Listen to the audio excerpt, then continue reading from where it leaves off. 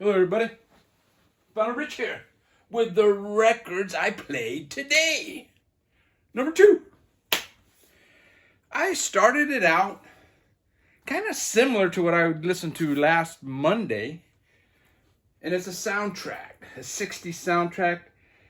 I think it's 67, 68, and it's Here We Go Round the Mulberry Bush.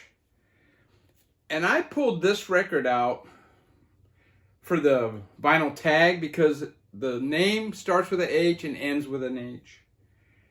But I played it Friday, and what's interesting about this record is it has the Spencer Davis Group, but this is after Steve Winwood left, and you got the new band Traffic on here.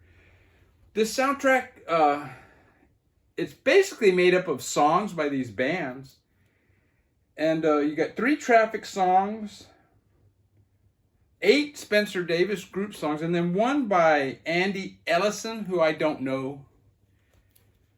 But anyways, it starts off with a Traffic song.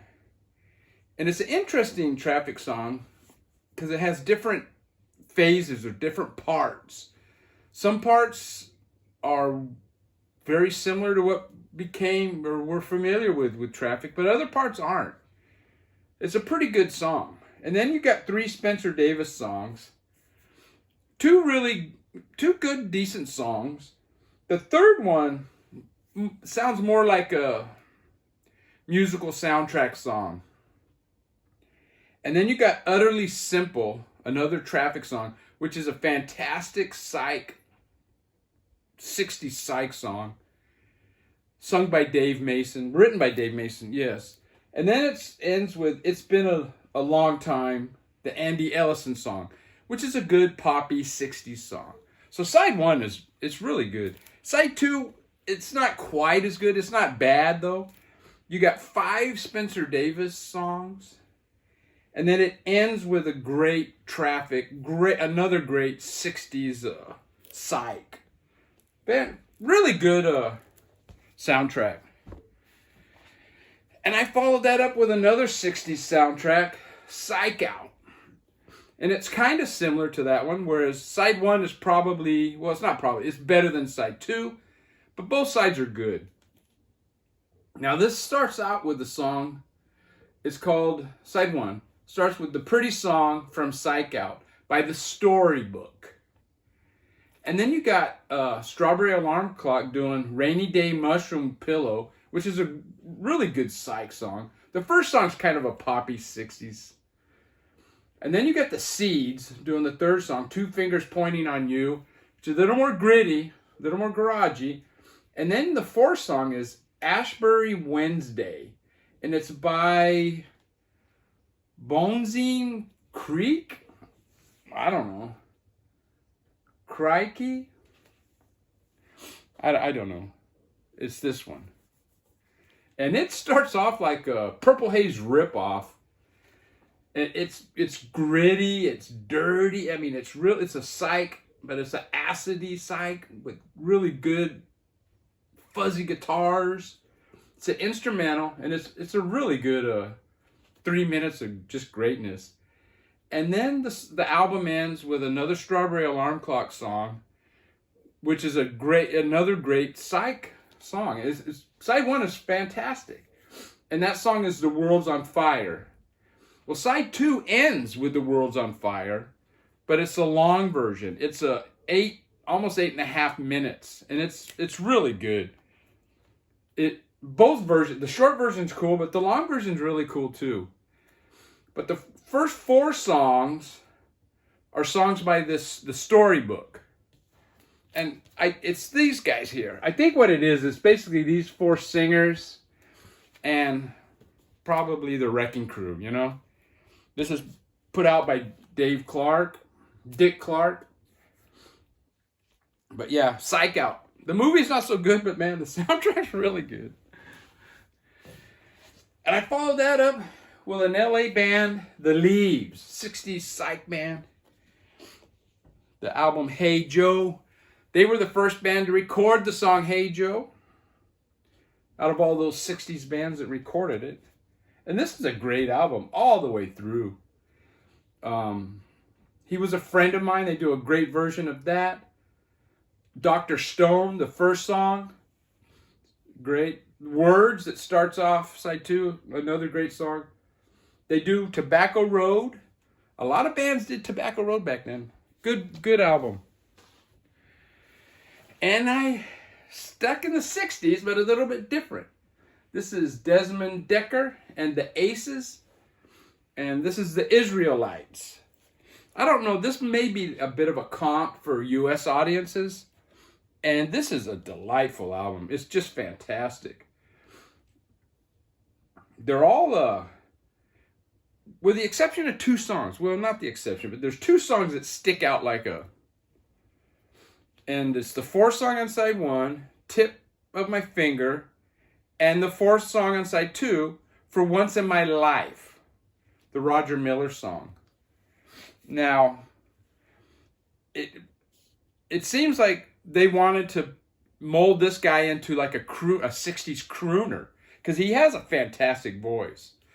The other songs are more ska, and they even have a write-up on this. And let me read this. Although the majority of his recordings have been in the ska or rock steady bag, his live performances show that this mighty 7-year-old, shy, slightly built boy, see, that kind of tells you how, I don't know, their feelings toward the guy, you know. I have a bit of an issue with that. He's a young man, you know. But yeah, they wanted to make him something that he wasn't. And I think if they would have stuck with the rock steady ska thing, this guy could have blew up in the U.S. actually. I mean, I remember this song, The Israelites, when I was a kid. I didn't know what reggae was. I didn't know what Jamaica was. And I love that song, man. And it was a big hit. I followed that up with something a little different. It's Eden, Beauty and the Beat. It's a rap album I bought on Record Store Day a few years back. Fantastic album. It's got like spacey sounds mixed in with these beats and these raps, and it's really it's a really good listen. The end of the first song, Polite Meeting, and it merges right into Funky Voltron. It has these quotes from Davy Jones from the Monkees, you know, talking about, yeah, how we're gonna, I'm concentrating more on the music now, and it's pretty funny, man.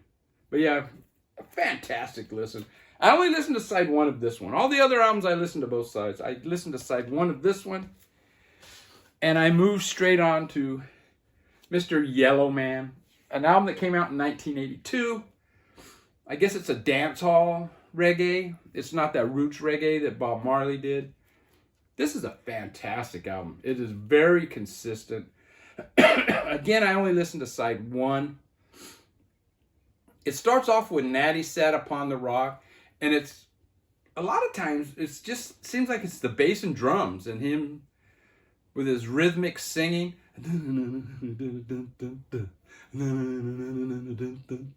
And it's fantastic. The 3rd song, Mr. Chin, and the 4th, 2 to 6, Super Mix, is high points of the side. But yeah, this is a really strong album. There's really not a weak song on the thing, and it's worth checking out if you're into reggae. Then I went on, put on some 12 inches. I don't talk about 12 inches that very much. I do have a couple of boxes full of them. And this is a Beastie Boys promotional one. And it's Alive at Yock's House. And this song was not on one of their studio albums. I believe it's on their anthology, Sounds of Silence. And this is, it's got 2 mixes of the same song. And they are completely different. The side A has the Beastie Boys playing the instruments with the bass and the guitars and drums. And it's very loud.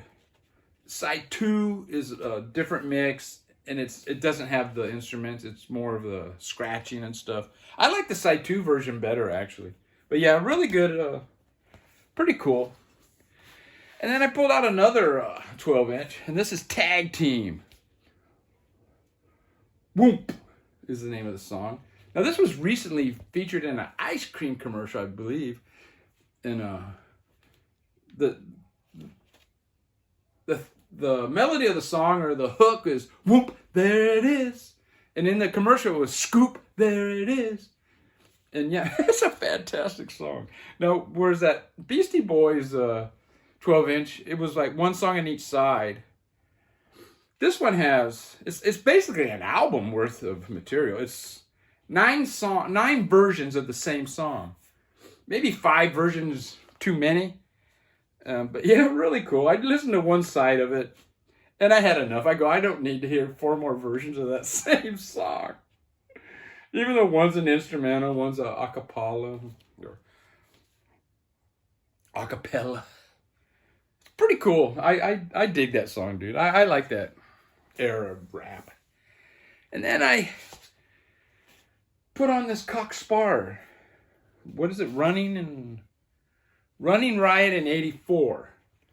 This was their album that followed Shock Troops. I believe it's their third studio album. It's a pretty clean album, pretty well produced. They're, categorized that, they helped start that Oi or thing that was going on in England in the early 80s. They predated that, and they were a favorite of the Oi. But if a lot of these songs are just basic rock and roll songs, they're pretty clean. These are like 2010 reissues. I bought one. It was like the Shock Troops outtakes, and it was so good. I went back because the store had like four of these. Let me pull up these 2010 reissues, and they're fantastic, man. They really sound great. The cardboard is really thick, and they come on these sleeves, these embossed sleeves, and yeah, it's on Pirates Press Records. Now,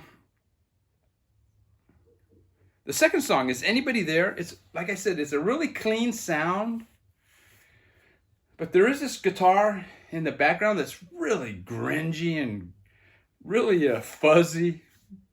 And Think Again, another really, just a regular rock song, basically. The last song, Don't Say a Word, is kind of a sped up, you could call it a punk song. But yeah, overall, it's a pretty good album. I don't like it as much as Shock Troops, but it's one that I'm not as familiar with, and I thought I would put it on. And I ended my listening with one that I'm very familiar with, and it's the Plimsoll 0 Hour. Their first 12-inch. It's an EP, 5-song EP. Came out on Beat Records, 1980, and it's fantastic. I remember seeing these guys at the Roxy. Really good musicians, really tight. The first song, Great Big World, just a really good, what people now call power pop. And then the second song was 0 Hour, just a really funky, catchy, gritty song, man.